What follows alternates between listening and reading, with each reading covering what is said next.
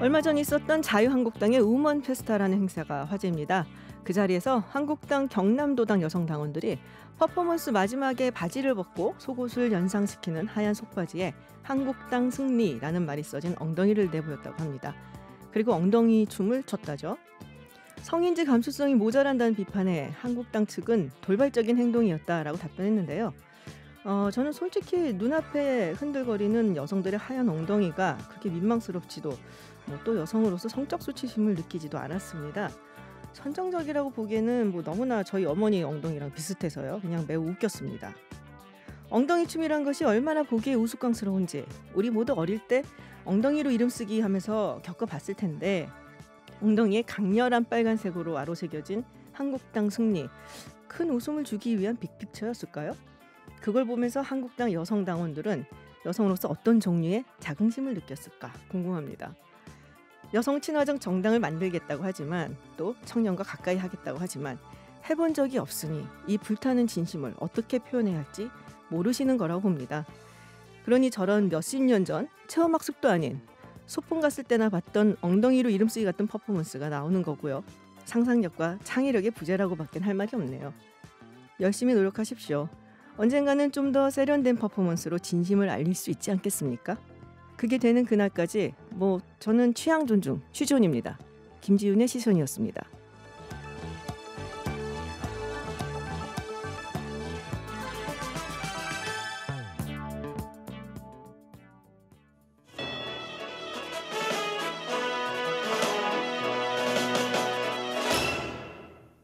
네, 오늘 뉴스 중에 중요한 이슈만 뽑아서 조금 더 깊게 들여다보는 시간입니다. 아주경제 김도형 기자와 함께합니다. 안녕하세요. 예, 안녕하세요. 네, 보이는 라디오라고 했더니 많은 분들이 안 나오려고 하시더라고요. 안 알려드렸죠, 우리가. 네.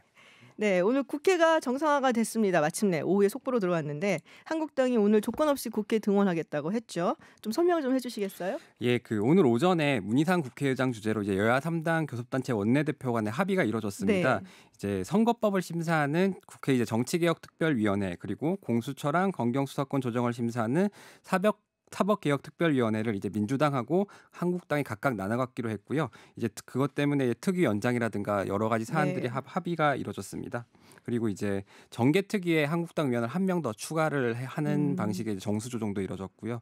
그래서 이제 합의가 이루어진 다음에 바로 본회의를 열고 특위 연장안 그다음에 상임위원장 선출 같은 절차가 마무리가 됐습니다. 근데 듣자 하니까 심상정 의원이 날벼락을 맞았다고. 예, 맞습니다. 네. 이제 정치개혁특별위원회 같은 경우에는 원래 심상정 의원이 그 위원장을 맡고 있었어요. 네네. 근데 그 당시에는 교섭단체였지만 지금은 교섭단체가 아니잖아요. 그렇죠. 그래서 이제 이제 협의에서 배제가 되고 그래서 이제 민주당, 한국당, 바른미래당이 심상정 위원장의 자리를 가져가는 거군요. 해고를 한 거죠.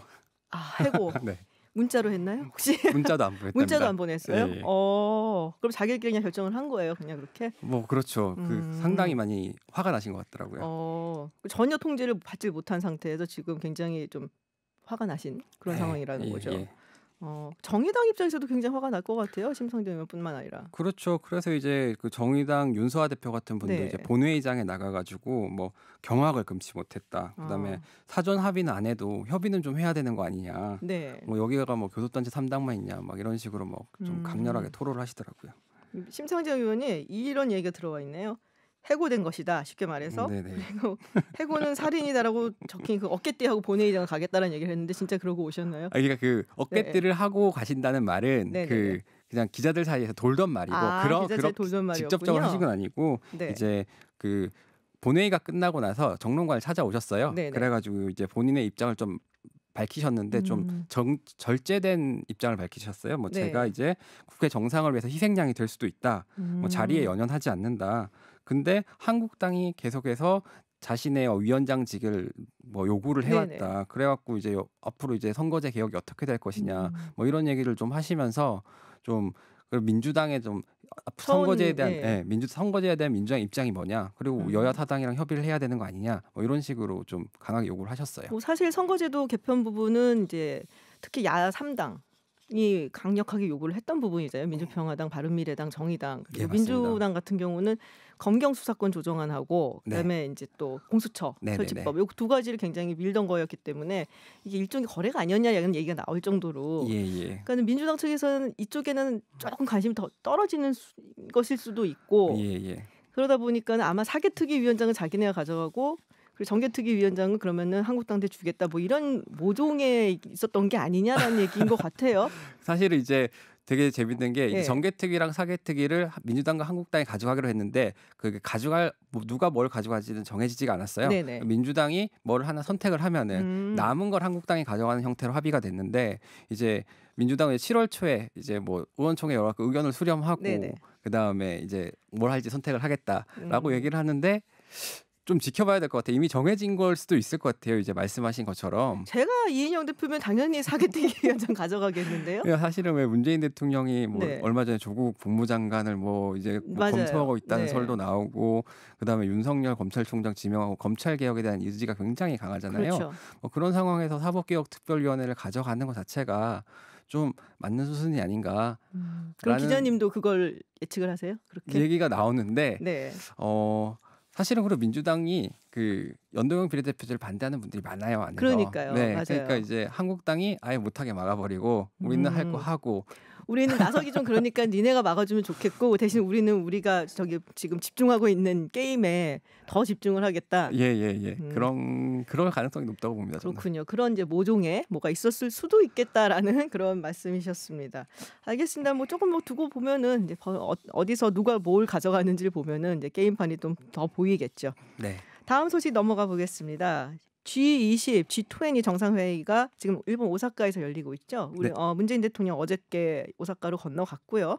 오늘 문재인 대통령이 어떤 활동들을 했나요? 예, 오늘 이제 세계 경제와 무역 투자를 주제로 이제 정상회의 세션 1에서 네. 이제 발언자로 직접 나섰어요. 네네. 그래서 이제 자유무역의 중요성을 좀 강조했는데 무역 분쟁으로 세계 경제가 축소 균형을 향해 치닫는 죄수의 딜레마 상황에서 벗어나야 한다.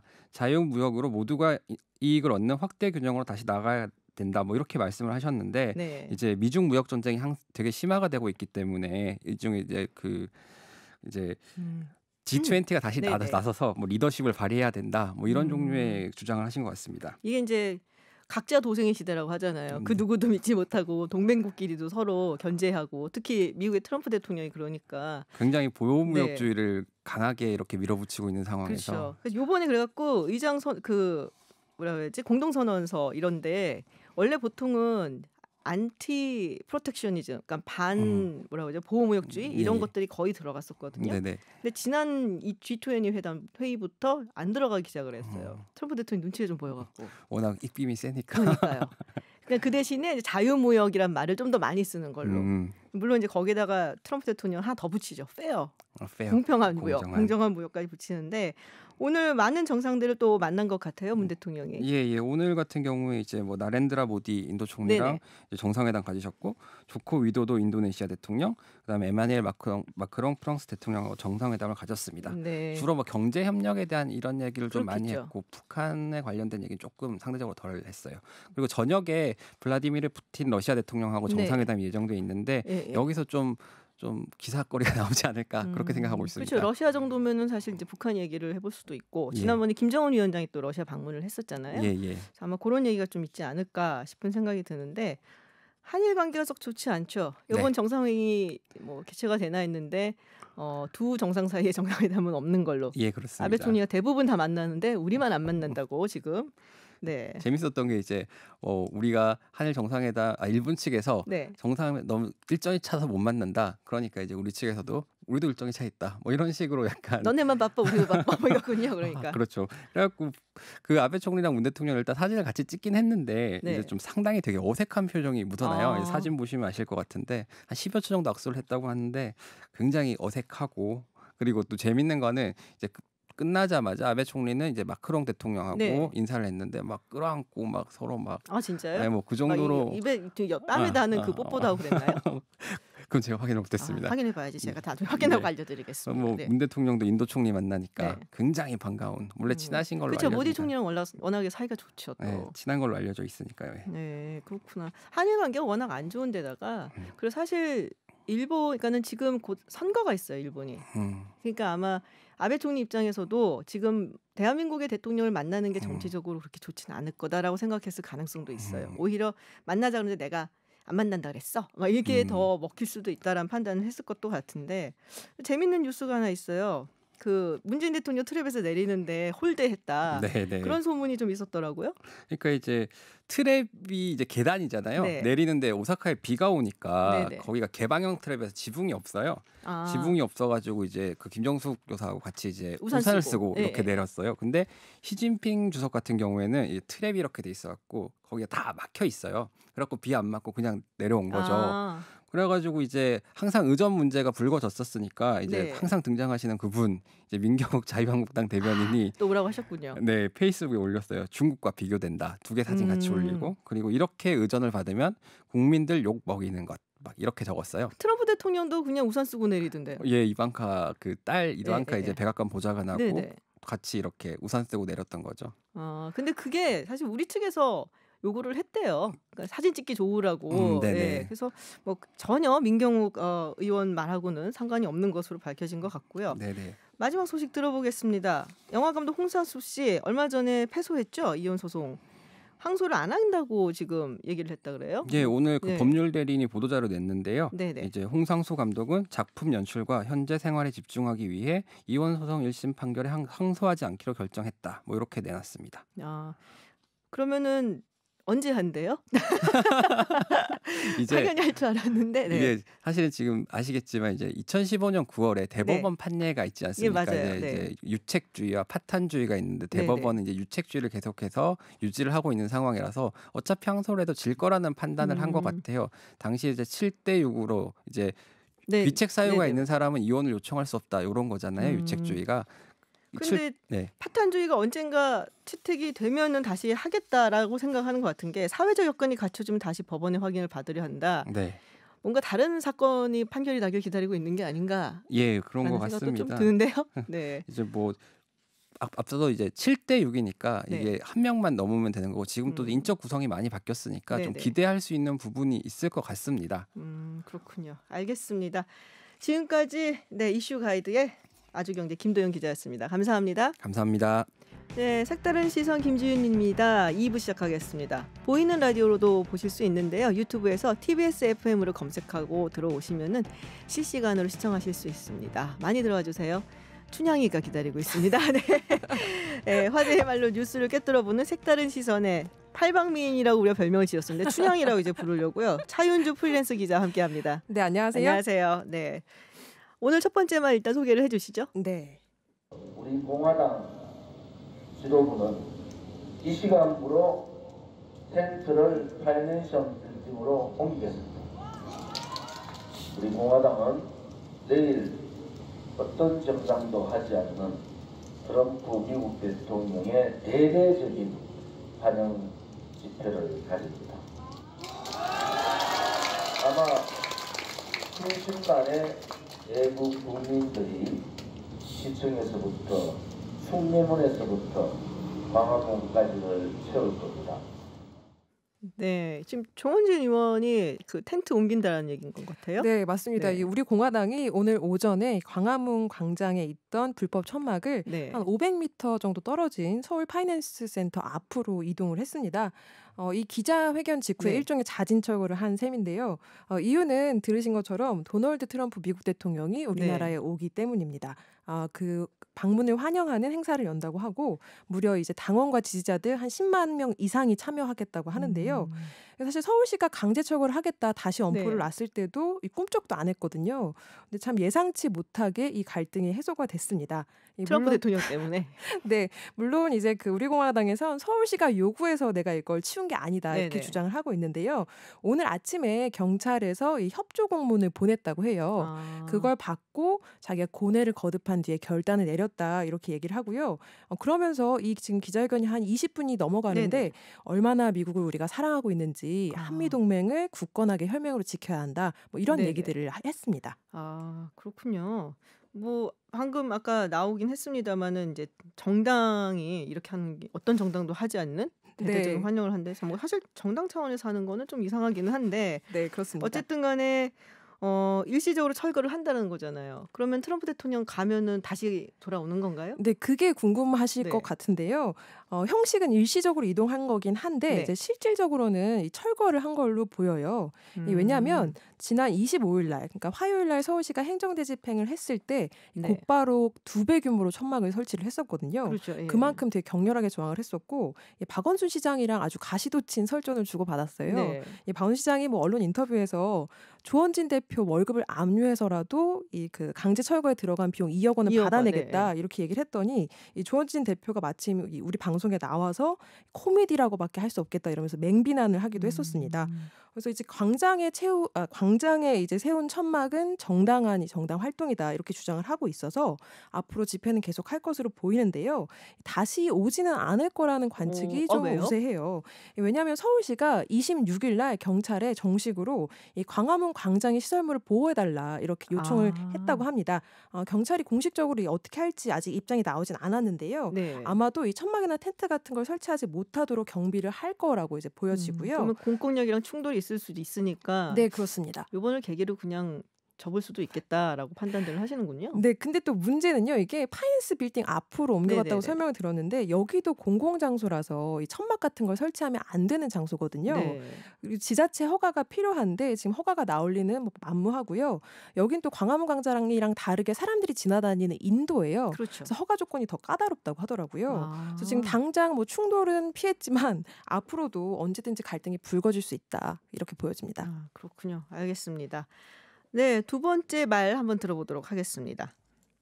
저는 지금 해명하러 온 것이 아니고 사죄하러 온 겁니다. 지금 우리 다문화 가족들이 하여튼 제 사죄를 못 받아주시는 것이 제가 계속 그동안 해명을 하려고만 했거든요. 사죄하고 사퇴하라! 누가 뭘 해명한다는 겁니까? 네, 정헌율 익산 네. 시장인데요. 다문화 자녀들을 비하하는 말로 파문을 일으킨 분입니다. 네. 어제 전북도청을 찾아와서 이제 기자들한테 다시 한 번 더 사과를 하겠다 이렇게 입장 표명을 하고 있는 장면인데요. 이 해명이 아니라 사죄를 하러 왔다 이렇게 얘기를 하잖아요. 그 이유가 뭐 아주 여러 번 이제 사과를 했는데 논란이 식지 않고 있어서 그렇습니다. 네. 이 사건을 잠깐 이제 소개를 해드리면 지난 11일, 그러니까 조금 됐는데 네네. 이 전북 그 익산시가 후원을 해서 다문화 가족 행사를 이제 열었는데 거기 가서 이 정헌율 시장이 축사라고 한 게 잡종, 튀기 이런 혐오 표현을 썼습니다. 참 이게 이해가 안 되는데요. 이런 말을 했다고 해요. 과학적으로 잡종이 강세다. 그리고 사회에서 이들을 잘못 지도하면 이 파리 폭동처럼 사회 문제가 될 수 있다. 이렇게 얘기를 한 거예요. 아, 이게 원래 전북이 제가 알기로는 다문화 가정이 꽤 많은 곳이에요. 네, 맞습니다. 네. 네, 그리고 전북 익산이 전북에서는 또 두 번째로 다문화 가정이 많다고 하던데요. 네. 이게 정말 부적절한 표현을 넘어서 일종의 낙인 찍기잖아요. 그러니까 그렇죠. 다문화 가정 자녀들은 사회 문제를 일으킬 수 있다. 그러니까 특별한 관리가 필요하다. 이런 식으로 대상화를 한 건데요. 이게 논란이 되니까 언론 인터뷰에서 해명이라고 한 게 또 이랬습니다. 튀기들이 얼굴도 예쁘고 똑똑하지 않냐. 근데 내가 튀기라는 말을 쓸 수 없어서 이 잡종이란 말을 한 거다. 아, 정말. 기가 막히죠. 이분은 어디서부터 뜯어 고쳐야 되는 건지 진짜 네. 견적이 안 나오는 상황인데 네, 지금. 그래서 스스로 논란을 부추질했고요. 그리고 나서 여러 번 뭐 사과문도 내고 뭐 입장 표명도 했는데 지금 논란이 가라앉지 않고 있는 상황입니다. 아니, 자기 그 익산 시장이잖아요. 네, 자기가 그렇습니다. 어떻게 보면은 지역에 그렇게 네. 많은 다문화 가정이 있는데 그거에 대한 기본적인 기초적인 교육 같은 것도 못 받으신 거예요? 어떻게 이런 말씀을 그래서 자꾸 인권 하시나요? 교육이 필요하다 네. 이런 요구도 나오고 있는데 지금 사퇴 욕구가 빗발치고 있어요. 관련해서 오늘도 이제 기자회견이 여럿 있었는데요. 네. 사실 뭐 이주 여성들이나 뭐 관련 가족들이 뭐 직접 나와서 이제 집단 의사를 표현하는 분들이 아니세요.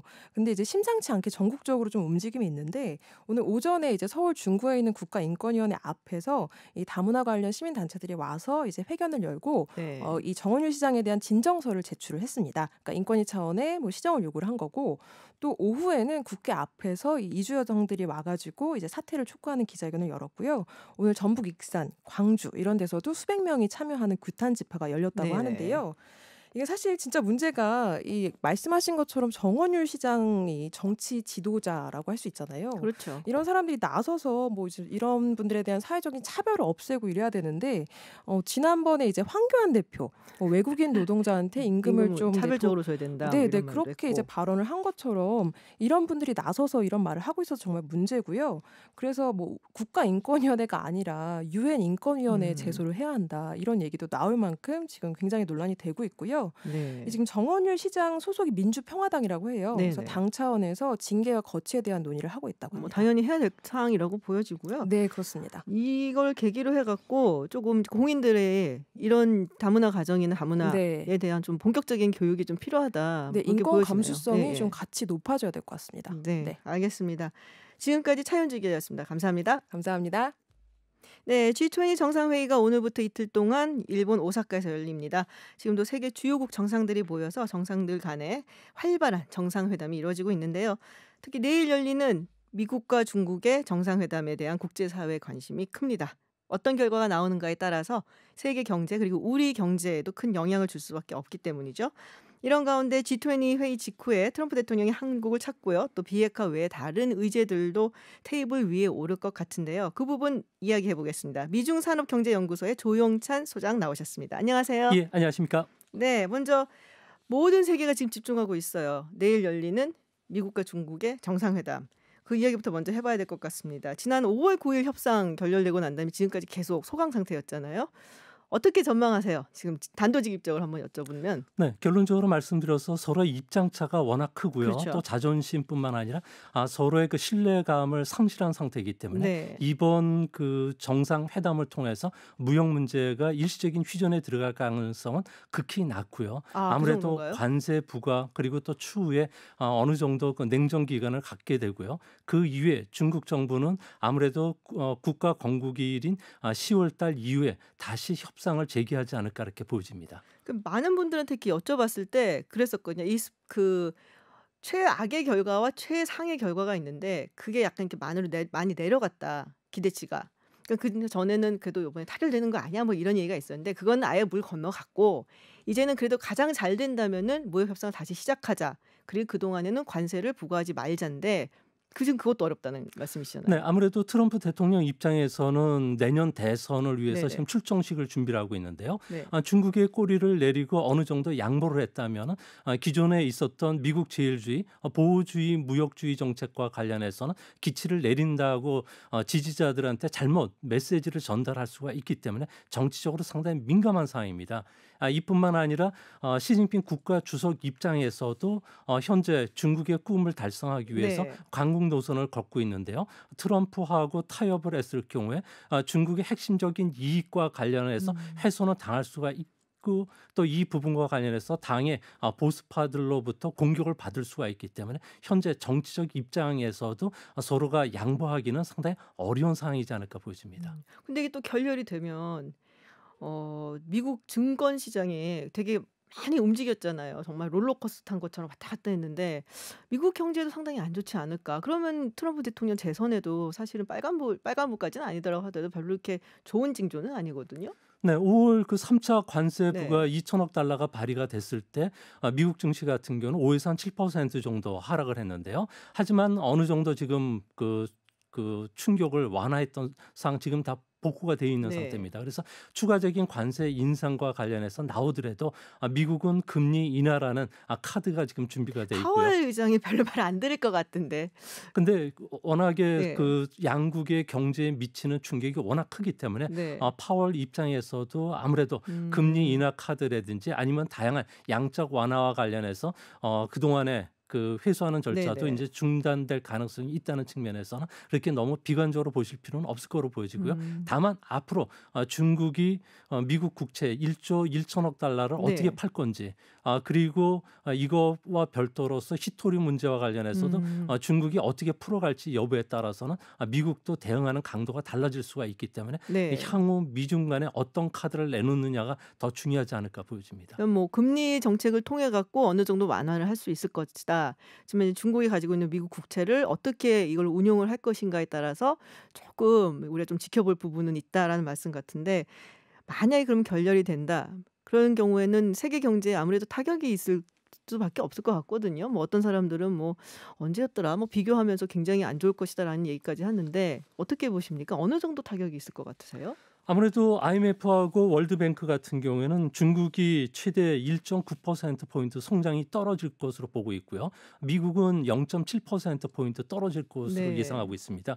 이뿐만 아니라 블룸버그 이코노믹스 같은 경우에는 미국과 중국이 서로의 그 전면전에 들어가면서 관세 부과가 됐을 경우에 2021년 말까지 세계 GDP는 1조 한 2천억 달러 정도 감소할 것으로 보고 있는데요. 상상이 안 되는 액수인데요. 예, 그러니까 네. 이 정도 물량이면은 세계 물량 수출 물량이 줄면서 우리나라 해운주뿐만 아니라 경기와 관련된 민감주들 같은 경우에는 전체 수출의 한 30% 정도 네. 타격을 받는다고 보는데요. 아유, 그래요. 하지만 이는 그 이론적으로 나오는 그 통계 네네. 수치뿐이고요. 각국이 금리 인하에 동시에 같이 동참을 한다든지 그리고 재정 정책을 필 가능성이 있는데요.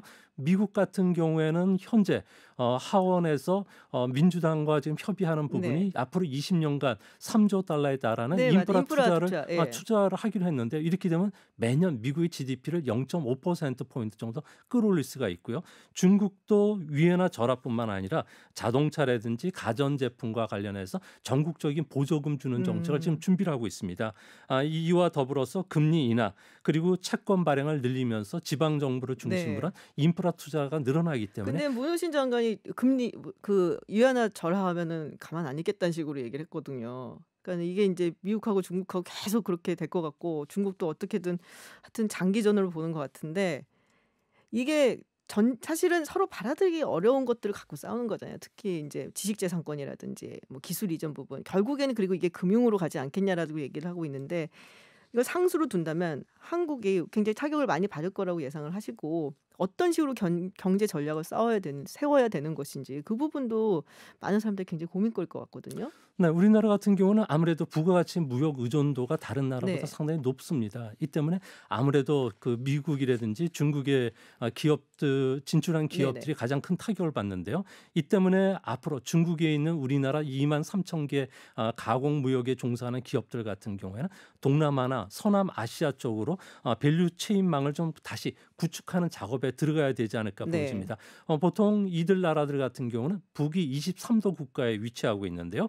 베트남, 인도네시아 그리고 인도와 같이 인구 대국이고요. 네네. 시장 수요도 크기 때문에 앞으로 우리나라의 생산 거점을 차이나 플러스 원, 그러니까 중국 외에 다른 나라로 원활하게 빼줘야 되는데, 지금 중국에서도 중국화하는 기업들이 상당히 많아지고 있습니다. 이 때문에 베트남만 하더라도 올해 1분기에 중국 기업들의 직접 투자가 무려 450%가 늘어나면서 한국을 제치고 최대 국가로 부상했거든요. 이 때문에 우리나라도 중국 기업들에게 그 생산 거점을 뺏기지 않기 위해서 정부가 나서서 원만하게 차이나 플러스 원 전략을 수행할 수 있도록 도와줘야 되지 않을까 생각이 이번 듭니다. 지금 뭐 신남방 정책 이런 것도 있고, 사실 이번에 미중 무역 갈등으로 가장 이득을 본 국가가 베트남이다라는 이야기가 있고, 아니나 다를까 그거를 눈치를 챘는지 트럼프 대통령이 베트남을 또 맹공을 또 하기도 했고 그랬습니다. 그래서 앞으로 뭐 세계 경제가 어떻게 돌아가냐에 따라서 또 우리도 영향을 받을 수밖에 없기 때문에 진짜 요번에 내일 이제 있게 될 미중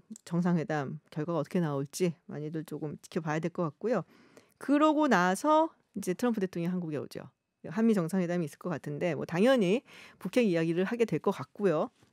그 외에 사실은 다른 이야기도 많이 할 것 같거든요. 왜냐하면 트럼프 대통령이 항상 와갖고 경제 얘기를 되게 많이 했어요. 북한 얘기할 줄 알았는데 오히려 경제 얘기하고 무기 팔고 막 이러기 때문에 화웨이 얘기가 나오지 않을까라는 생각을 해요. 그러니까 한중 정상회담이 어저께 있었는데 시진핑 주석이 또 문재인 대통령한테 화웨이 보이콧하는 거 참여하지 말라라고 했고, 그럼 트럼프 대통령도 와갖고서는 보이콧하라라는 얘기를 할 것 같거든요. 어떻게 해야 될지 굉장히 곤란하거든요. 지금 뭐 우리뿐만이 아니라 미국의 모든 동맹국들이 굉장히 곤란해하고 있는 것이죠. 네, 미국 같은 경우에는 중국과 관련된 중국 제조 2025와 네.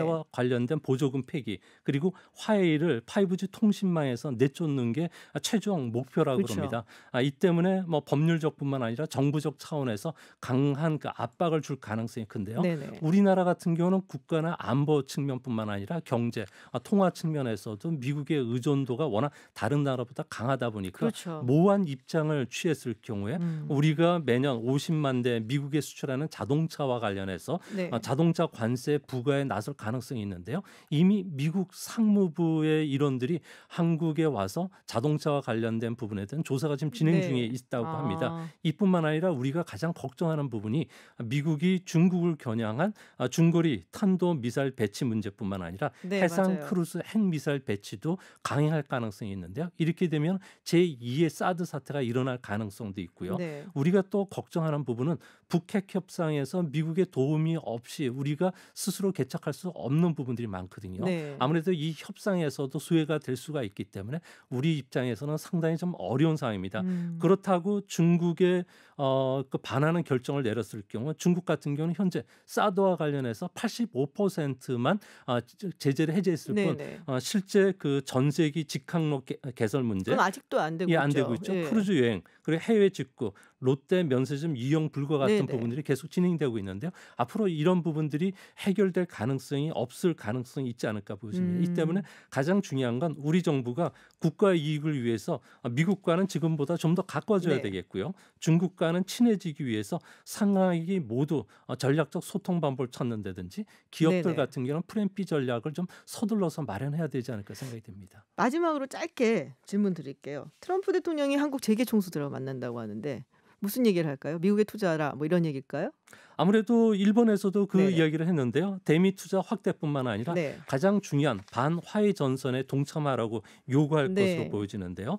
아무래도 지난달에 미국을 방문했던 그 롯데 네, 신동빈 맞아요. 그룹 회장 같은 경우에도 3조 6천억 달러 투자를 하기로 했는데 뭐 이재용 삼성 부회장, 정의선 현대 부회장, 최태원 SK 그룹 회장과도 만나면서 이 이야기를 하지 않을까 보여집니다. 네네. 특히 반화해 장비를 쓰고 있는 LG 뉴플러스 같은 경우는 네. 현재 3조 달러의 그 화웨이 장비와 관련된 투자가 진행 중에 있고요. 또한 그 화웨이와 관련된 메모리 반도체를 납품하는 네. 삼성전자나 SK 하이닉스 같은 경우는 직접적인 압박을 받을 수 있다는 점에서 네. 우리 기업들의 고민도 더 커지지 않을까 생각합니다. 그 자리가 참 마음이 굉장히 불편한 자리가 될 것 같습니다. 네, 알겠습니다. 지금까지 조용찬 미중산업경제연구소 소장과 함께했습니다. 감사합니다.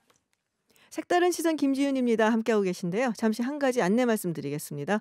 현재 중국, 몽골, 베트남, 캄보디아, 북한, 라오스 등 아시아 지역에서 아프리카 돼지열병이 발생하고 있습니다. 아프리카 돼지열병 유입 방지를 위해 해외에서 육포, 소시지, 만두, 피자, 햄 등 불법 축산물 국내 반입을 금지하여 주시기 바랍니다. 빅데이터로 본 세계의 이런 일이 빅세계. 네, 빅세계 시간입니다. 빅데이터 전문가, 외신 읽어주는 남자, 인사이트 연구소 김덕진 부소장 함께합니다. 안녕하세요. 네, 안녕하세요. 네, 이번 주 외신 중 빅데이터로 분석한 결과 네. 가장 뜨거운 관심을 받았던 뉴스 어떤 건가요? 한 주간 분석을 했는데요. 이번 주 한 주간 동안인데도 가장 눈에 띄었던 키워드 네. 바로 G20, 그렇죠. G20입니다. 네. 한 주간 동안 뉴스 언급량이 3만 건이 넘었어요. 3만 751건이었는데 이번 한 주간 이제 매일 3-4천 건 이상의 뉴스가 이제 계속 작성이 됐고 어제 하루에만 7,898건 또 오늘 한 오후 2시 정도에 제가 분석을 했었는데 네네. 그때까지도 6,372건을 이제 오. 뜨거운 관심을 받는 아유, 키워드다라고 그렇군요. 얘기할 수 있습니다. 그러면 그 연관 키워드 네. G20와 관련된 연관 키워드는 어떤 게 있나요? 1위가 뭘 것 같으세요? 1위? 미중 무역 아유. 정상회담?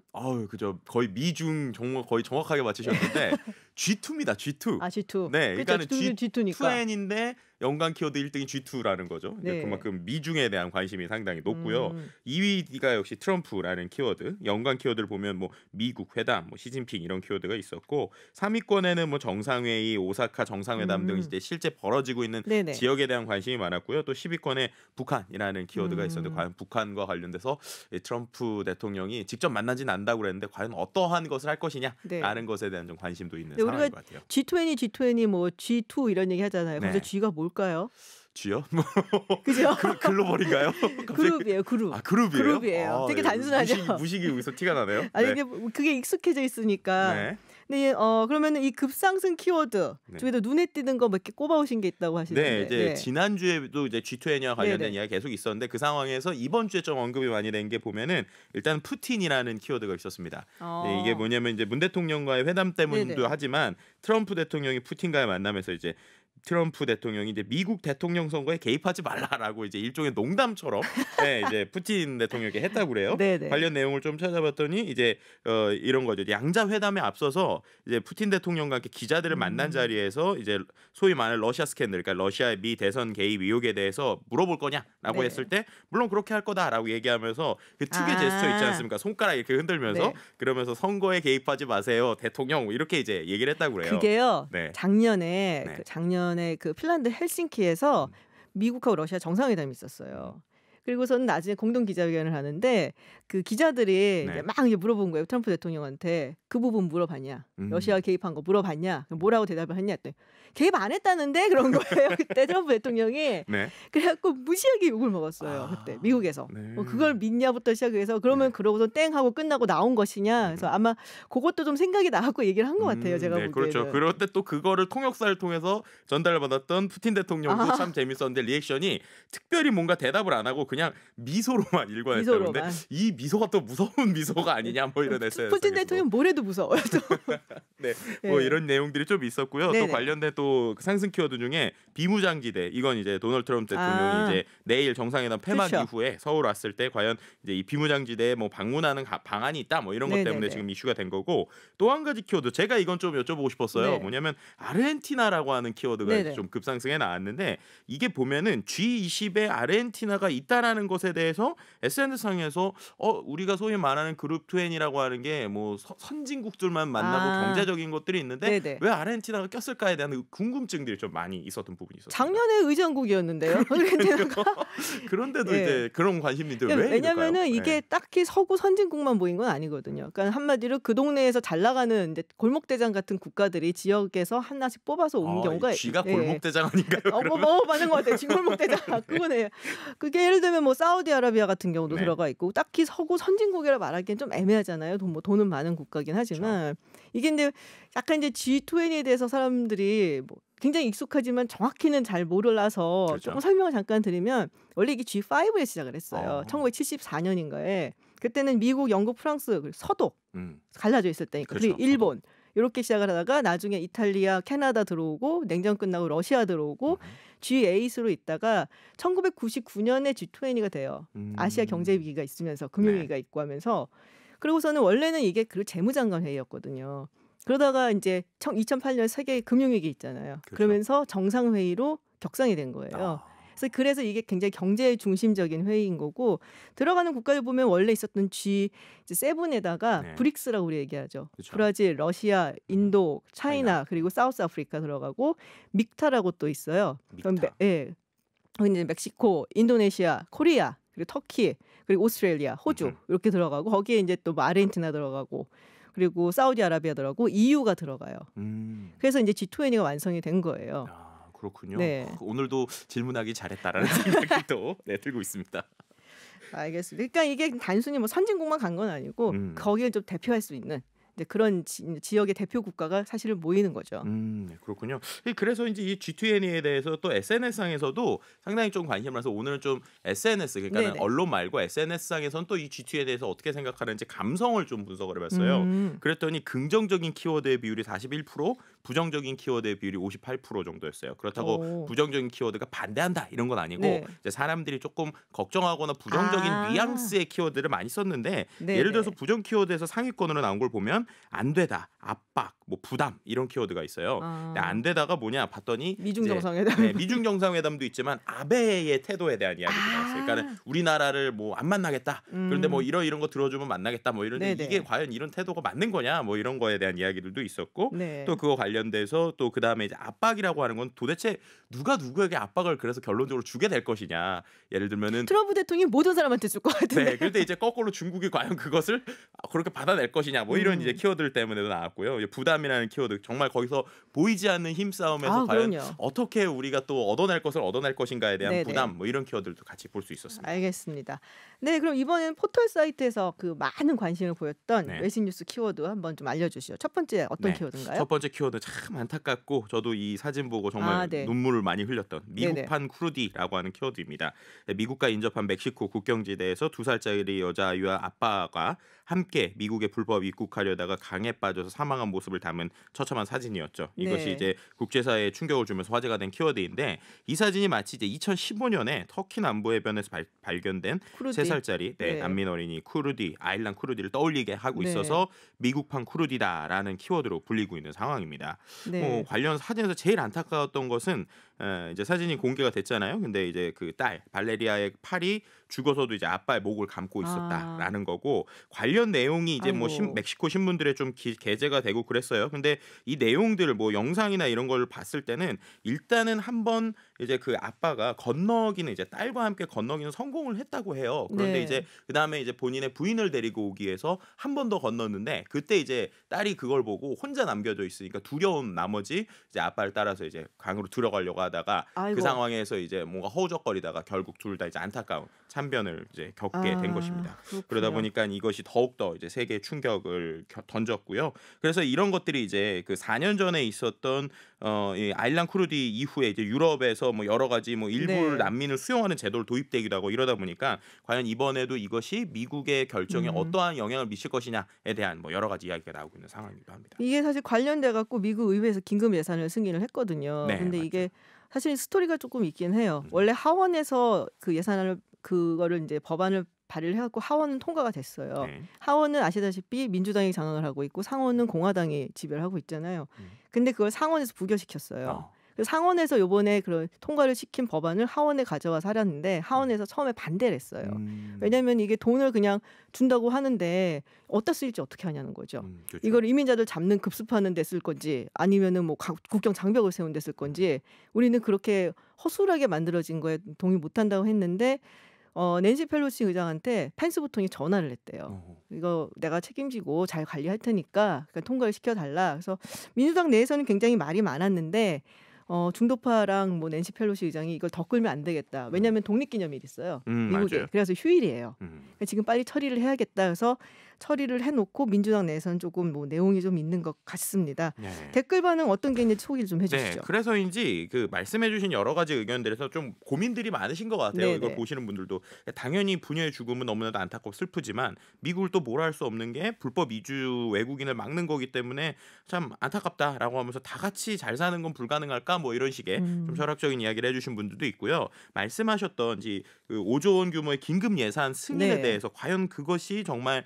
그들을 위한 것인지 아니면 정치적 판단인지 이런 것들을 좀 더 봐야 네. 된다라는 얘기들도 있었고 네네. 또 한 가지 뭐 난민을 받아들이지 않고 책망하기 전에 난민을 만들어내는 멕시코에도 좀 그 책임을 물어야 되는 것이 아니냐 뭐 이런 식의 이야기. 근데 사실 이거 오는 거는 멕시코만 오는 건 아니고 온두라스, 과테말라, 엘살바도르 이런 데서 되게 많이 와요. 지금 유엔 난민위원회에서 보기에 이제 세계에서 가장 난민이 많이 날 수밖에 사람이 살 수 없는 곳 세 곳 정한 곳이 이곳인데 네. 멕시코에서 많이들 온다고 생각을 하지만 사실 이쪽에서 지금 많이 건너오고 있어갖고 상황은 조금 더 복잡하기는 합니다. 그렇군요. 네, 하여튼 뭐 다음 키워드 소개를 네. 좀 해주시죠. 두 번째 키워드는요. 이것도 참 여러 가지 논란이 됐었던 키워드인데 한국 군함 파견 요청이라는 키워드입니다. 이게 뭐냐면 결국 이거 온 건가요? 네. 네, 이게 어떤 거냐면은요. 이제 미국이 한국에게 분쟁 지역인 남중국해에 군함을 파견해 줄 네네. 것을 요청했다가 이것을 이제 거절했다라는 거를 홍콩의 사우스 차이나 모닝 포스트가 25일에 이제 보도를 하면서 화제가 된 키워드예요. 네네. 그래서 관련 내용에서는 처음에는 뭐 미중 간 갈등이 격화되면서 미중이 아시아 국가에게 줄서기를 강요한다. 라고 하면서 이제 미국이 이제 한국에게 이런 요청을 했다라는 것이죠. 그러니까 그 내용 자체에서는 뭐 미국이 남중국해에서 중국의 영향력을 확대하는 것을 막기 위해서 한국의 남중국해 군함 파견을 요청했지만 한국은 북한에 집중해야 한다면서 거절했다라고 밝힌 것인데 이거 사실 조금 애매한 게요. 그렇죠. 왜냐면은 그 사우스 차이나 모닝 포스트가 그 시진핑 주석이 문재인 대통령이 시진핑 주석한테 우리가 1대1로 참여하겠다라고 이야기했다라는 기사도 냈어요. 그렇죠. 근데 청와대에서 이거 아니라고 해명했거든요. 네. 비슷한 게 예전에 리커창 총리하고 이낙연 총리 만났을 때 나왔어요. 그때도 1대1로 참여하겠다 그랬는데 우리가 아니라고 해명을 했어요. 그렇죠. 그러니까 약간 비슷한 것 같은 거예요. 이게 그래서 지금. 이번에도 이게 나오자마자 바로 국방부에서 해명을 했어요. 그러니까 뭐라고 그랬냐면 사실이 아니다라고 이제 정확하게 얘기를 한 것이고요. 뭐 25일에 이제 뭐 미국으로부터 아예 이런 요청을 받은 바가 없다. 그러니까 거절한 게 아니고 요청을 받은 바가 없기 때문에 소위 말하는 이거 가짜 뉴스다. 이게 잘못된 거다라고 얘기를 했는데 이게 한 하루 정도 SNS나 뉴스 특히나 국내 뉴스에 상당한 관심이 있었고 저 재미있는 건 지금도 검색해 보더라도 해명하는 내용은 거의 나오지 않고요. 그러니까 국방부에서 해명 기사를 냈는데 해명에 대한 내용은 난 정말 이런 것처럼 지금 뉴스가 이제 상당히 이제 포털에도 많이 나와 있는 약간 언론전을 펼치는 게 아닌가 중국 측에서 사실 그런 의심도 조금 들거든요. 그렇죠. 댓글 반응은 어떤가요? 그래서인지 몰라도 이 댓글도 어떻게 보면은 국방부 정정 이후와 이전이 좀 갈려요. 그러니까 이전에 나왔을 때는 근데 참 여러 가지가 보면은 우리가 이제 어떻게 보면은 이제 동맹의 뜻을 보여야 된다라고 하면서 파견해야 된다라는 의견들이 상당히 많았어요 생각보다. 그리고 오히려 이제 뭐 한쪽 편만 들기 어려우니까 좀 슬기롭게 대처해야 된다는 의견보다 오히려 우리가 적극 파견해야 된다는 의견이 좀 상당히 많아서 놀라웠고요. 근데 정정 이후의 댓글들을 보면은 상대적으로 이제 미군이 뭐가 아쉬워서 한국에게 그런 해군 요청을 하겠느냐라는 식의 의견들도. 근데 그건 또 얘기가 다를 수가 있어요. 동맹적으로 압박을 해서 같이 이렇게 집중 공격을 하는 모습을 보이는 거는 굉장히 그럴 수 있고 이 항행의 자유작전에 참여를 하라고 한 건지 그냥 급하만 하라고 한 건지는 확실치는 않지만 뭐 말을 안 했다는 얘기도 있고 이게 뭐 호주라든지 영국 같은 데도 사실은 얘기를 들은 바가 있고 영국은 이미 참여를 한 바로 제가 알고 있고요. 호주는 지금 굉장히 곤란해하고는 있는 상황인 거죠. 그러니까 이게 미국이 이제 동맹 자기네 그 인도 퍼시픽 그러니까는 인도 태평양 전략에 참여를 하지 않거나 아니면은 화웨이를 배제하지 않으면은 자기네가 가지고 있는 그 안보에 관한 정보 안 주겠다. 뭐 이런 식으로 얘기가 나올 수 있기 때문에 이제 갈수록 이게 격화되면은 한국이 참 곤란한 그런 상황이 있을 수밖에 없어요. 그래서인지 모든 눈이 G20에 몰릴 수밖에 없는 이유가 결국 다 여기서 지금 과연 G2가 어떻게 나올 것인가에 대해서 관심이 집중될 수밖에 없는 상황입니다. 그렇습니다. 오늘 여기까지 듣도록 하겠습니다. 빅데이터로 보는 세계 이런 일이 빅세계 시간이었습니다. 외신 읽어주는 남자 김덕진 부소장이었습니다. 오늘 감사합니다. 네, 감사합니다. 네, 이번에는 한 주간 아쉽게 주요 뉴스에서 밀려났지만 꼭 다뤄야 하는 중요 이슈를 파헤쳐보는 시간입니다. 책임 있는 책임 뉴스. 지난주 결석하셨어요. 최영일 시사평론가 나오셨습니다. 네, 왜 제목이 바뀌었죠? 원래 그거였어요. 무책임한 책임 뉴스였잖아요. 책임 없이 불참하시면 안 됩니다. 그렇죠. 무책임합니다. 그리고 대신에 책임이 정말 있으신 우리 김현성 상지대 외래 교수 나오셨습니다. 안녕하세요. 반갑습니다. 네. 지난주에 최요한 시사평론가께서 나오셨어요. 네, 그냥 경각심을 좀 들기 위해서. 저는 청취자가 원하시면 언제든 이 마이크는 나의 것이 아니다. 개인 소유가 아니에요. 대중들의 것이죠. 저렇게 나오면 곤란한데. 저는 지난주에 이 TBS의 굉장히 책임 있고 철저한 모습에 깜짝 놀랐어요. 최 씨가 빠졌다 그래서 최 씨를 섭외하는 우리 일이 진짜 대단한. 아니 왜냐하면 책임 뉴스로 해놓다 보니까. 그러니까요. 네, 됐고요. 일단 들어가 보겠습니다. 네, 책임 뉴스 빨리 시작하죠. 네. 민주노총 소식부터 해보도록 하겠습니다. 김명환 위원장 구속됐다가 어제 조건부 석방 결정이 됐어요. 지금 민주노총하고 정부 사이에 정말 관계가 악화될 대로 악화됐다라고 이야기를 할 수밖에 없죠. 지금 5번째 민주노총 위원장이 구속된 5번째죠? 그렇습니다. 네. 이 정부에서는 처음이죠. 네. 그런데 그렇죠. 이 정부에서는 처음이죠. 네. 지난 정권 때 우리가 흔히 아주 단순하게 뭐 진보 정권, 보수 정권 이렇게 나눌 때 보수 정권은 그 특성상 경제적 역학관계에서 친기업적 성향을 보이잖아요. 그러다 보니까 이제 노조를 탄압하는 경우가 많았습니다. 그건 뭐 이루 셀 수 없이 많죠. 그런데 이제 진보 정권에서는 주로 친노동 정책이라고 이야기를 하고 어찌 보면은 이제 문재인 대통령도 노동계의 지지를 받고 선출된 건 사실이에요. 그런데 문제는 그런 격언이 있어요. 이 지구상에 존재하는 어떤 정부도 좌파 정부란 없다. 근데 이 좌파 정부는 주로 이제 이 보수 정당에서 주장을 하죠. 네. 좌파 독재 타도 등등하면서. 왜냐하면 균형 경제를 갈 수밖에 없잖아요. 지금 3대 기조가 그거잖아요. 친노동이라기보다는 친서민 경제 정책으로 이제 소득주도 성장이 있는 것이고, 워낙 우리나라의 이제 경제 구조가 뒤틀려 있다 보니까 공정 경제를 기반으로 딱 짜는 것이고, 네. 그리고 뭔가 이제 미래지향적인 혁신 성장, 혁신 경제로 가자는 축인데, 이 안에서 이제 친노동 정책이 무엇이냐인데, 사실은 경제 민주화의 맥락에서 친노동으로 우리가 세워야 할 게 참 많지만 문제는 이게 파이가 팽창할 때는 괜찮아요. 근데 지금 파이가 우리 경제가 저성장 기조로 축소되고 있습니다. 그리고 그러다 보니까 경기 활성화가 네. 정부의 주요 역할이 됐고, 거기에 저는 보수층의 공격이 주요했다고 보는 게, 최저시급을 많이 올리다 보니까 네네. 이런 문제 생기는 거 아니냐. 이 와중에 최저시급 문제 하나. 네. 그 다음에 주 52시간제는 노동계의 그렇구나. 네, 네. 평론가님 너무 길어졌어요. 결국은 이 지난해의 네. 산입에서부터 노동계와 골이 깊어졌고요. 네. 지금 이제 노동계는 문재인 정부에 대한 지지도 처리하겠다 이런 입장이라. 네. 근데 저는 사실 그 노정 부분 좀 갈등 여쭤보고 커졌어요. 싶어요. 이게 여론이 되게 안 좋잖아요, 사실 네. 민주노총에 대해서. 그렇죠.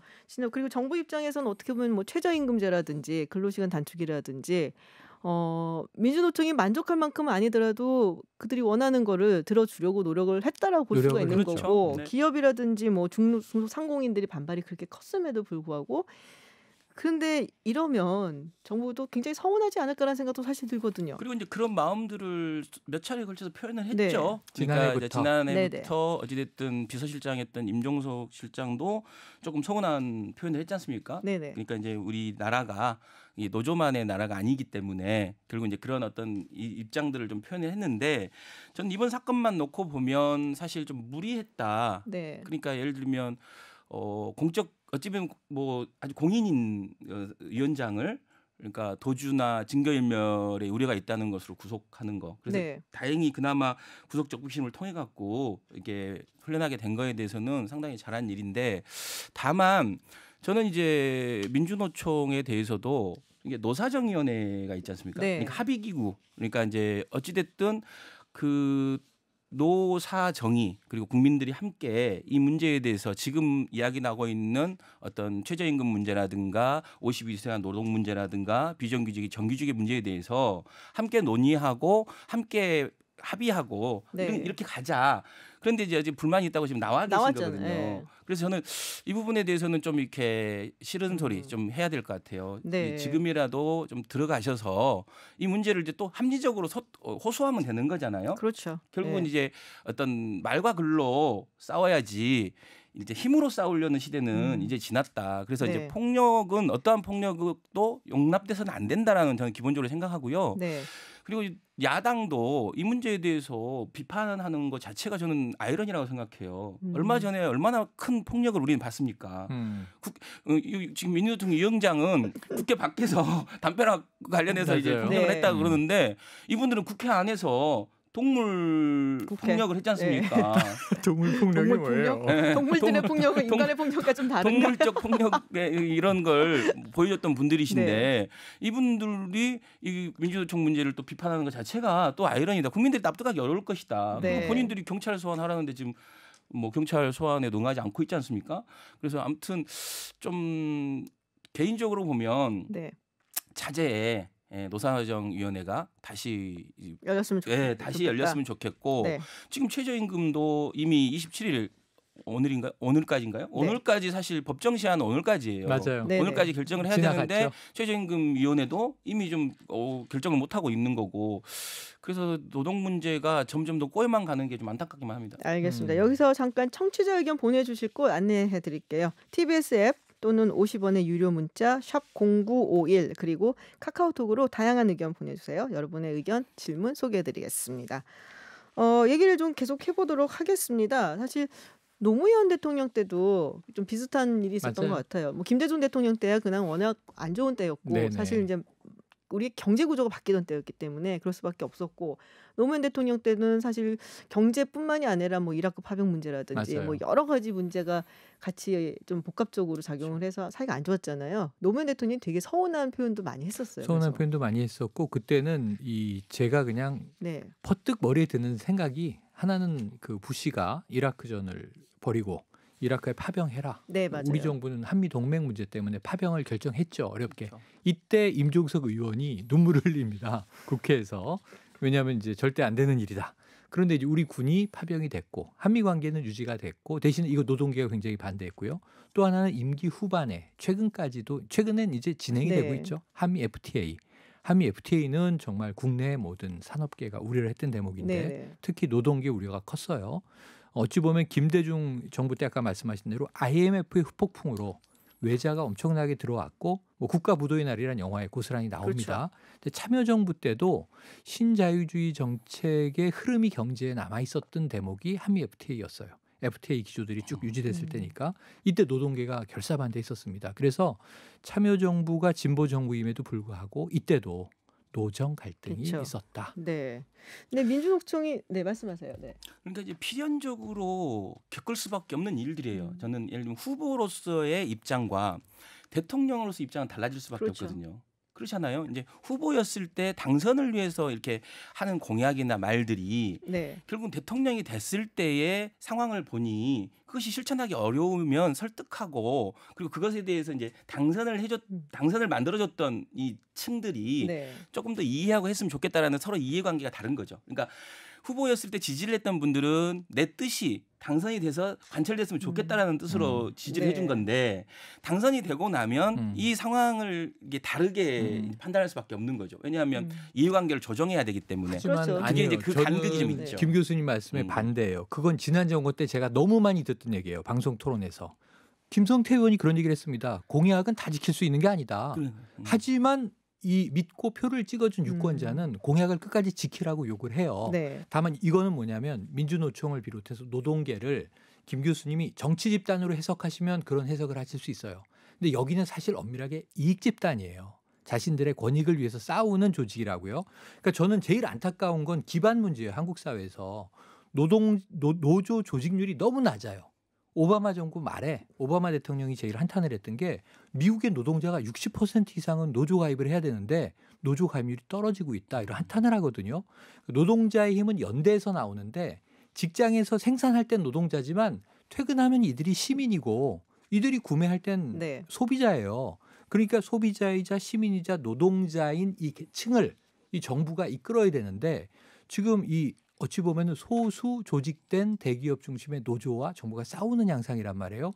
정책적으로 말씀하신 대로 우리가 집권해야 되니까 그때는 좀 도와주시고 집권하니까 여러 네. 이해 집단을 조정해야 되니까 좀 참아라. 네네. 이건 아닌 것 같고 알겠습니다. 방법을 찾아내야죠. 저희가 지금 조금 끊고 가야 돼요. 네. 끊고 가야 돼요. 일단 끊어야 되고요. 지금 잠깐 청취자 의견 잠깐 하나만 소개해드릴게요. 2234님 사실관계가 틀렸습니다. 민주노총은 심상정 후보를 지지했지 문 대통령을 지지한 게 아닙니다라고 말씀하셨는데 알겠습니다. 그럼 여기서 잠깐 교통정보 듣고 다음 이야기 이어가겠습니다.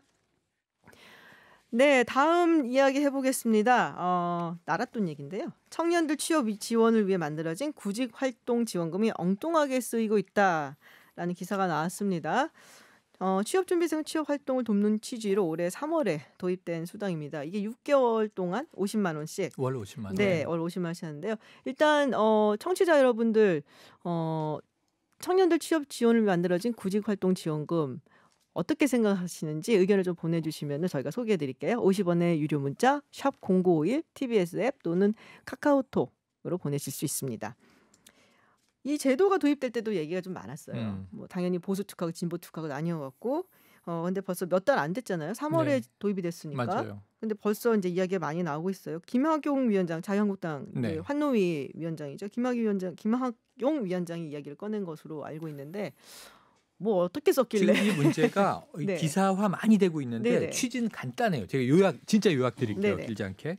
30만 원 이상을 한 번에 결제하면 여기에 대해서만 증빙이 돼요. 네. 그런데 이제 김학용 위원장 의원실에서 뒤져보니까 이 자료 근거들이 게임기를 샀다 또는 뭐 유흥비로 썼다 이런 것들이 많더라. 네. 그럼 청년 구직활동 지원비라 하면 구직활동과 관련 있는 예를 들면 뭐 내가 영어 학원을 들었다. 토익 공부를 했다. 네. 아니 자격증을 따기 위해서 학원을 근데 다녔다. 어디서 닌텐도냐 책을 이런 샀다. 거군요. 예, 뭐 그 브랜드 얘기도 됩니까? 죄송합니다. 저 게임기라고 했습니다. 제가 익숙치가 않아갖고 방송에. 네. 어쨌든 뭐 그러니까 이제 한 번에 30만 원이 넘는 금액이면 월 50만 원 주는데 절반 이상의 돈을 유흥 쪽으로 썼다는 거잖아요. 네네네. 물론 저는 이 사례로 등장한 그 청년이 뭐 프로게이머가 난 꿈이에요. 그렇죠. 그랬을 수도 있어요. 네. 하지만 어쨌든 이런 걸 가지고 대다수가 탕진되고 있다.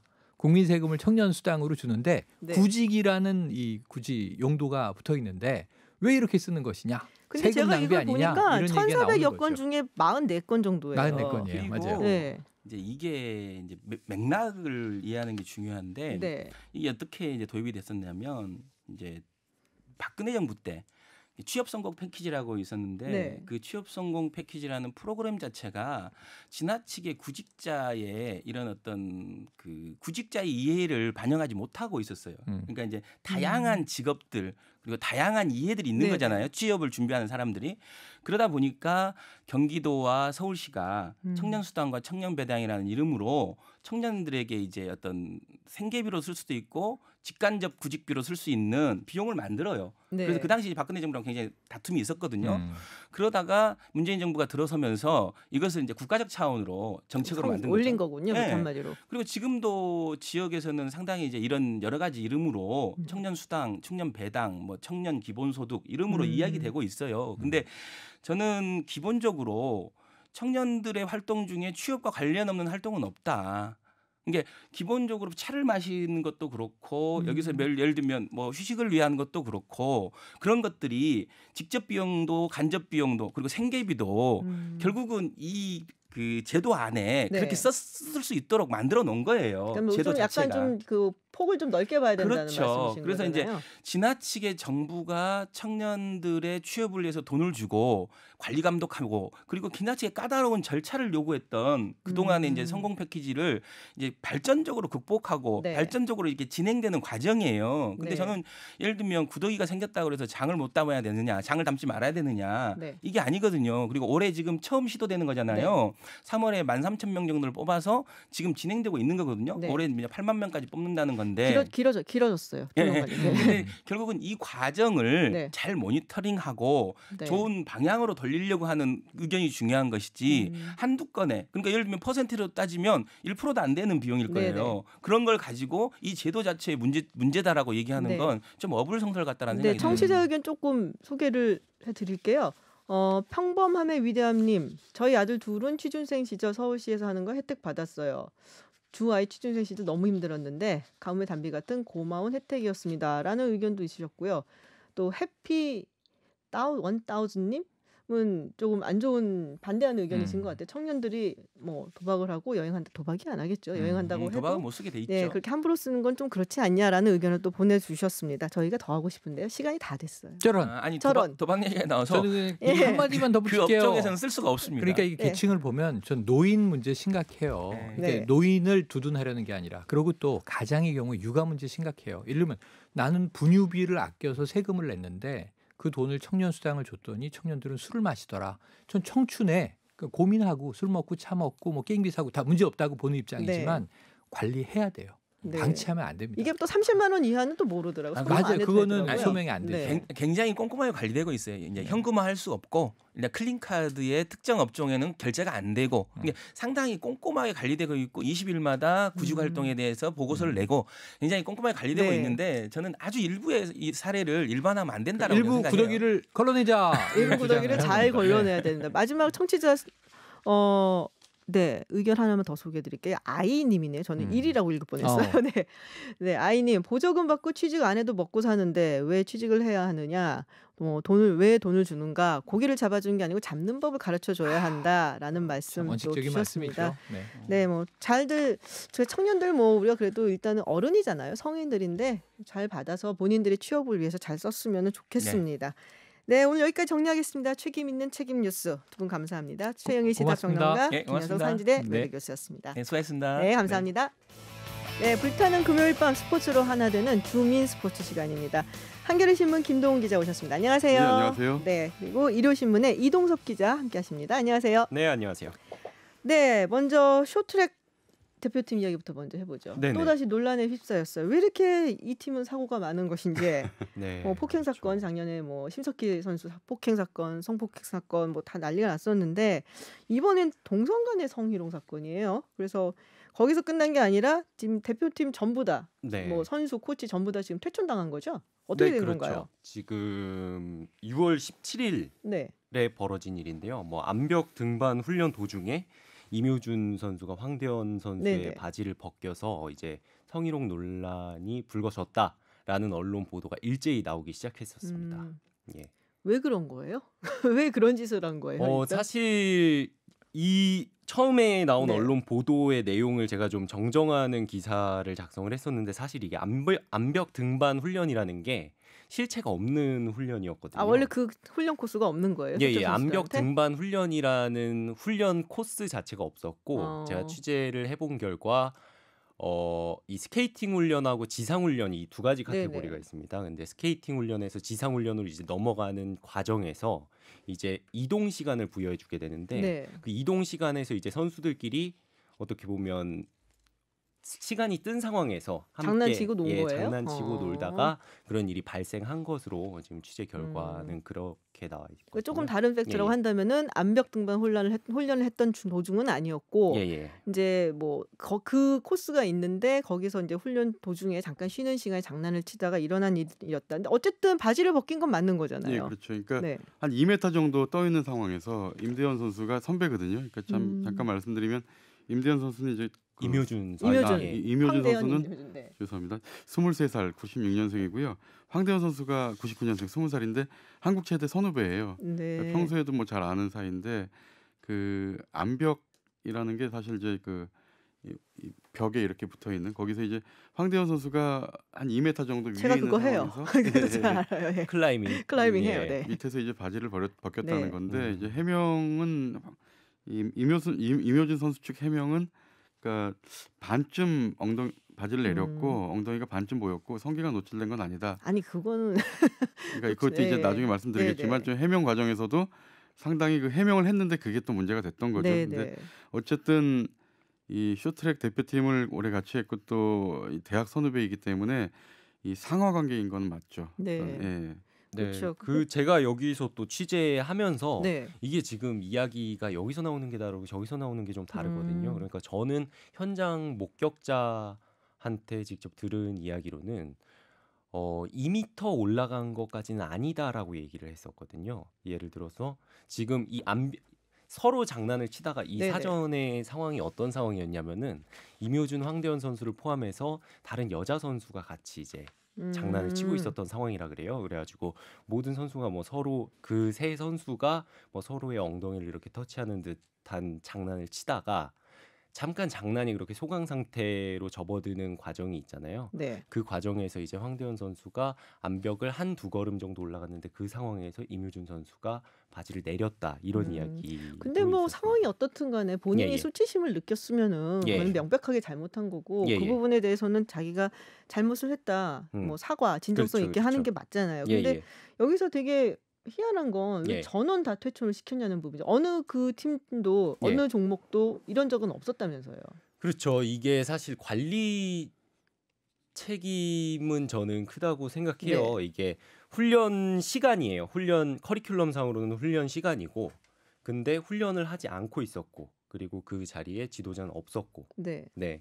그리고 그런 일들이 발생을 했는데 과연 이게 다 퇴촌을 시킬 만한 일인가인 거죠. 솔직히 저는 다 퇴촌했다는 이야기를 들었을 때는 좀 놀랐어요. 왜냐하면 이게 어떤 나비 효과로 일어날 수가 있냐.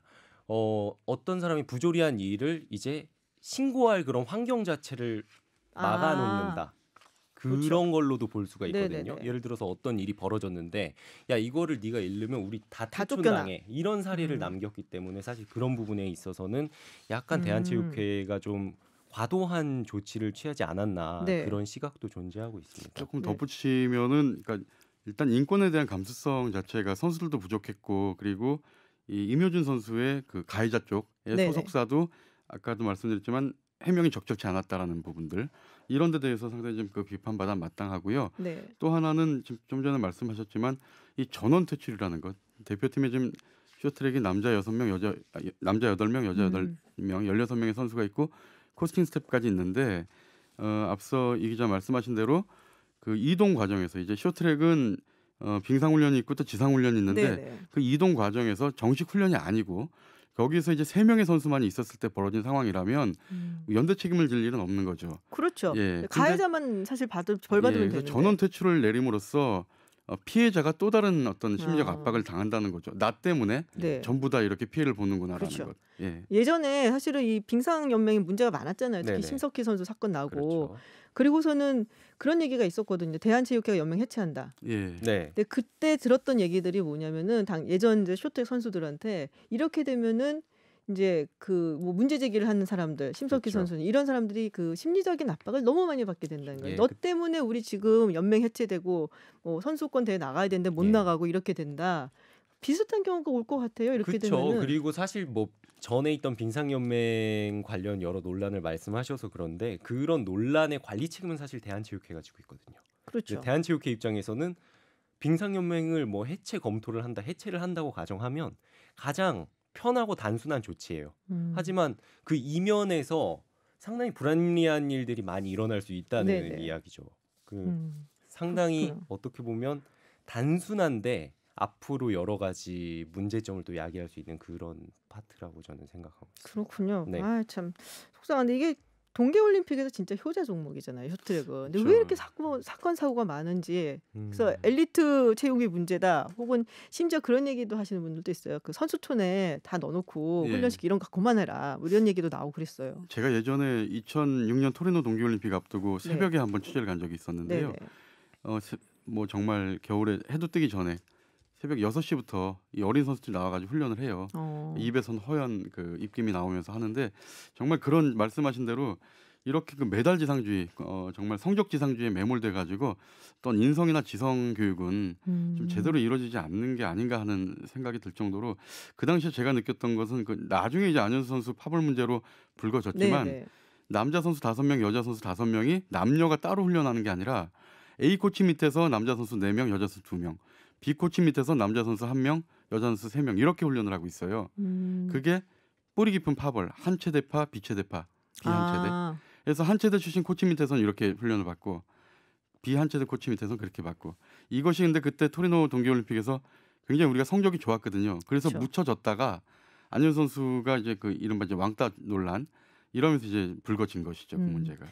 그때 그리고 뭐 작년에 사건 나고 그랬을 네. 때 굉장히 비판이 많았는데 결국에는 뭐가 이렇게 딱히 결정난 것 없이 사실은 그냥 넘어간 듯한 느낌이 들거든요. 예, 그렇죠. 지금 뭐 그 핵심 네. 관계자, 뭐 핵심 책임자들에 대한 징계 같은 경우에는 크게 이루어지지 않고 있고요. 네. 뭐 한국 최대 빙상장에서 뭐 다른 성추행 사례가 있는 지도자들에 네네. 대한 처벌도 이루어지지 않고 있고, 뭐 그 지도자들에 대한 뭐 사법적인 절차 네. 그리고 그 한국 최대 아이스링크가 그런 여러 사건들의 되게 중심이 된 지역인데 그곳에 이제 관리 책임자였던 특정 이제 전명규 네네. 한국 최대 교수. 네. 예, 그 교수에 대한 뭐랄까 그런 처벌이라든지 징계 같은 것도 최근 이제 교육부가 그 전명규 교수가 교육부에 그 중징계 처분을 내리라는 지시를 내렸어요. 교육부가. 네네. 근데 그거에 대해서 이제 이의를 제기했죠. 전명규 교수가. 근데 최종적으로 교육부가 얼마 전 이제 중징계 내리는 거에는 변함이 없다. 이렇게 다시 최종 통보를 했습니다. 알겠습니다. 하여튼 네. 뭐 쇼트트랙 팀 뭐 동계올림픽 때 되면 항상 우리가 가장 응원을 많이 하는 팀인데 네. 뭔가 좀 환골탈태하는 모습을 보여줬으면 좋겠습니다. 네, 네 굉장히 답답하고 화나는 얘기를 했었는데 좀 네네. 정말 꿈과 희망이 넘쳐나는 야구 이야기 한번 해보도록 하겠습니다. 이번 주 야구에 별 관심 없는 분들도 한 번쯤은 이름을 들어보셨을 것 같아요. 한선태. 예. 네. 1982년 프로야구 출범한 이래 네. 지금 38년째, 38번째 시즌을 하고 있는데요. 학창 시절에 정식 야구 선수로 등록되지 않은 일반인이 네. 프로야구 2군도 아니고 1군 무대에 섰다는 것. 이건 정말 엄청난 사건이거든요. 최초로 있는 일이죠. 그렇죠. 네. 그러니까 이 정식 야구를 했던 선수들도 사실 프로야구 1군 무대에 선다는 게 정말 낙타가 바늘구멍 들어갈 만큼 어려운 일인데 이 일반인 선수가 프로야구 1군 무대에 서는 정말 일대 사건이 일어났습니다. 근데 꼭 꾸준히 야구를 그래도 뭐 일반인 사회인 야구에서도 했었고 그다음에 예. 일본 가서도 독립리그에서도 뛰고 그렇죠. 예. 그래서 궁금해갖고 봤어요. 예. 공 던지는 모습을. 예. 되게 특이한 게 그러니까는 이 선수의 그 뭐랄까 구질 이런 게 뭐 페스트볼은 뭐 당연히 있고 포심은 있고 거기다가 포크볼을 던진다고 하는데 사이드로 던지더라고요. 그러니까 원래 이제 폼 자체가 사이드 함스로인데 네. 사이드 함스로가 사실 구속이 140 이상 나오면은 상당히 수준급의 투수인데 네. 이 선수는 2군에서 최고 구속이 지금 146까지 나왔거든요. 오. 그러니까 LG도 관심 있게 봤고 LG가 지명 안 했으면 그 다음 순번인 SK 연경엽 감독이 우리가 데려가려고 진짜요? 했다라고 할 정도예요. 오. 그러니까 상당히 좀 좋은 투수인데 문제는 이제 아무래도 야구를 어렸을 때부터 체계적으로 했던 선수가 아니기 때문에 이제 눈을 뜨고 있거든요. LG 1군 무대 와가지고 최일원 코치한테 하나하나 배우는 게 그렇게 재밌대요. 그러니까 더 성장 가능성이 있는 선수고 아직 결정구가 없다는 게 약점이지만 네. 뭐 충분히 극복하느라고 생각합니다. 듣기만 해도 되게 가슴이 뛰기는 하는데 이게 어릴 때 막 훈련을 많이 안 네네. 했다고 했잖아요. 근데 그게 오히려 조금 왜 어린 선수들 리틀 야구단 하다 보면 막 네. 혹사당하고 네. 막 그런 게 많잖아요. 제가 지금 리틀 네. 야구를 보고 왔는데요. 아, 정말요? 예, 화성에서 방금 올라왔는데 네. 뭐 이게 유소년 야구, 뭐 리틀 야구 이런 거에서 이제 뭐 고교야구 올라가면서 뭐 혹사를 당하고 네. 이런 경우가 되게 많거든요. 사실 근데 그런 부분보다는 이 한선태 선수가 놀라운 거는 혹사를 당할 기회조차 없었던 사실 선수거든요. 그러니까 실제로 야구를 한 지 얼마 되지가 않았어요. 2년에서 3년 정도밖에 되지가 않았는데 네.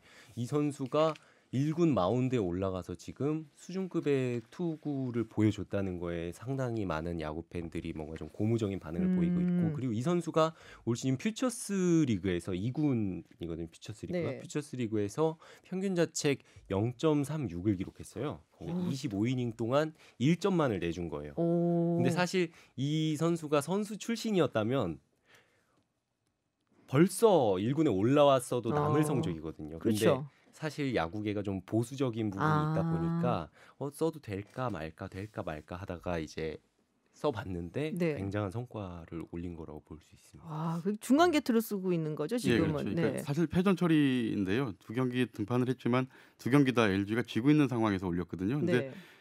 첫 공이 첫 번째 투구가 폭투였어요. 그리고 첫 타자한테 안타 맞고 두 번째 타자한테도 볼을 연속 3개를 던졌거든요. 긴장했나 보다. 엄청 긴장한 거죠. 네. 사실 1군 무대에서 그 많은 관중 앞에서 네네네. 이 공을 던진다는 게 근데 이제 던지면서 차츰 마음도 가라앉히면서 또 이 모자에 하면 된다라고 써 있는 게 일본어로 예, 그게 또 화제가 됐었잖아요. 일본 리그에서 뛰었으니까 아마 그래서 이 첫 경기 때 보여줄 거 다 보여줬어요. 안타도 맞고 병살타로 처리도 하고 땅볼도 잡고 두 번째 경기 때 이제 삼진도 잡고 뭐 이러면서 나아지는 모습인데 지금 앞에 이 기자 말씀하신 네네. 대로 2군 무대에서 19경기를 뛰었는데 10경기 이상 뛴 선수 중에서 평균 자책점이 가장 좋아요. 그리고 이 이닝 25이닝을 던졌는데 네네. 삼진 26개를 잡았으니까 거의 1이닝에 하나 정도씩 잡았으니까 진짜 잘했네요. 예, 탈삼진 잡는 능력도 있다 이렇게 볼 수 있죠. 네, 근데 이 선수가 제가 아까 굉장히 뭐랄까 좀 정신 멘탈이 좋다 그러잖아요. 예. 우리가. 그런 게 그냥 야구만 한 게 아니고 그 야구협회 등록된 선수가 아니라서 프로야구 선발 기회가 주어지지 않았다. 예. 그리고 뭐 국가인권위원회를 찾아갔다 그래요. 그러니까 정말 집념의 사나이다라는 생각이 드는데. 사실은 저도 이번에 깜짝 놀랐는데 네. KBO 규정에 학생 야구 선수로 대한야구협회에서 6년간 등록이 되지 않은 선수에게는 드래프트 자격을 부여하지 않았거든요. 근데 재작년에 2017년에 바로 이 한선태 선수가 국가인권위원회에 건의를 한 거죠. 네네. 그러면서 KBO도 이런 규정이 있었네 해서 KBO도 부랴부랴 바꾸게 됐고 본인이 드래프트에 나갈 수 있는 자격을 본인 스스로 개척을 한 겁니다. 알겠습니다. 청취자분 중에 소복소복님이 문자 보내주셨네요. 본인 노력으로 프로야구 1군 무대에 올랐다는 사실만으로도 존경과 박수를 받아 마땅합니다. 네, 저희도 그렇게 생각을 하고 있습니다. 한선태 선수 지금까지 그랬던 것처럼 정말 앞으로도 우직하게 더 큰 꿈을 향해서 던지는 모습 기대하고 응원하겠습니다. 구질도 여러 가지 많이 늘렸으면 좋겠고요. 네, 오늘 주민 스포츠 여기서 마무리하겠습니다. 한겨레 신문의 김동훈 기자 그리고 일요신문의 이동섭 기자였습니다. 고맙습니다. 예, 감사합니다. 예, 감사합니다. 네, 국제사회를 정글이라고도 하죠. 약육강식의 룰이 지배하는 곳. 그럼에도 규칙을 만들고 어려울 때 협력을 통해서 세계적인 위기를 헤쳐나가 보자 하는 취지에서 여러 국제 협의체가 만들어졌습니다. 각자의 셈법을 머릿속에 넣고 왔을 G20 정상들을 보고 떠오른 엔딩곡입니다. Tears for Fears의 Everybody Wants to Rule the World입니다. 오늘부터 이틀간 진행되는 G20 정상회의, 그 안에서 이루어질 많은 사이드라인 정상회담들, 또 트럼프 대통령의 방한, 한미 정상회담까지 이번 주말 정신없이 돌아가는 정상회의 시즌입니다. 그래도 여러분은 여유로운 주말 보내세요. 저는 다음 주 금요일 다시 찾아오겠습니다. 김지윤이었습니다.